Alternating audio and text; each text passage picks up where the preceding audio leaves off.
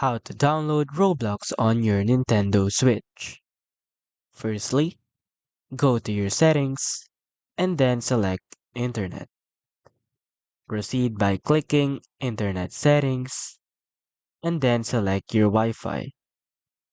Then click Change Settings and then proceed to go to your DNS settings and set it to manual.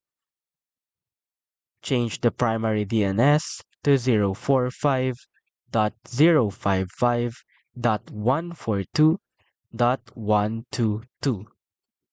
Then click Save and then proceed to connect to this network. Afterwards, click Continue to Google and then proceed by searching Roblox. Simply download the game and you're all set. Thanks for watching and subscribe.